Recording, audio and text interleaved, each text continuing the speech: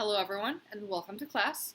As you can see, I am currently not at home. I am not wearing my school clothes, and I hope that you are at home and safe and having fun and having a great day overall. Sad we can't be together, but I am glad that we get to continue learning even though we are not together. So here are the things that you need to know.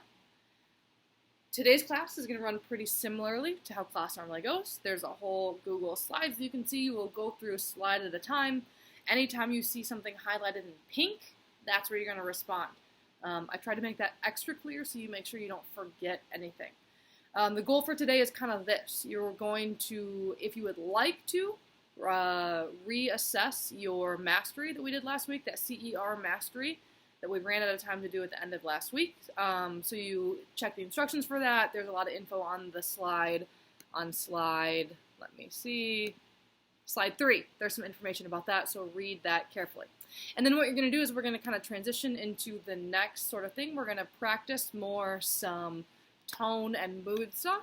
But we're also going to introduce what is going to be one of the big questions of this quarter, which is, should we separate the work of an author from the author itself? So if there's an author who's a fantastic person but writes terrible stories, can you separate those two things? If there's an author who writes fantastic things and yet does some really terrible things in their life, should we disregard that or should we keep reading that? This is a conversation we're going to keep having, and so today I want you to think carefully about that.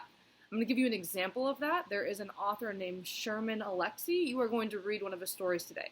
Before you read it, though, you're going to read a little bit of some of the things that he has been accused of, which are some pretty terrible, heinous things. So I want you to know who he is as a person going in, and then I want you to read what I think is a very powerful story. A story that makes me think and feel and wonder, which is all the good things that a story should do. So you're going to think about who the author is, you're going to read that story, and then you're going to write me a response after you walk through a couple other steps where you kind of say, like, should we separate an author from their work? Is it okay to still read a story knowing that the author is honestly a pretty terrible person? These are the things I want you to start thinking about. So you're going to kind of think about the author, you're going to read the story and think about the story, and then you're going to write that CER response at the very end. Sounds like a lot. I think it will hopefully make sense as you're walking through it.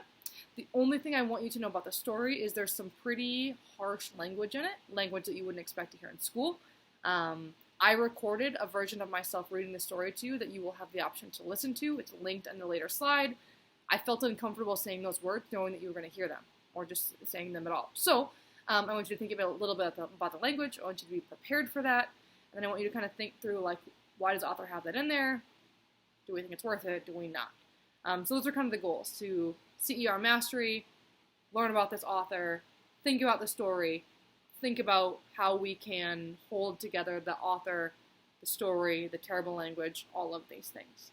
Again, it's kind of confusing right now, but I hope all of that will make sense as you go. Please, please, please reach out to me if you have any questions. I will be available via email all day, like school day, and in the evening. I will try to keep my email close to me in case you're doing your work later on. Hope you're doing well. I hope I get to see your faces soon. Let me know what questions you have, and I will be here all day. Thank you so much for being here, and I'm excited to learn together.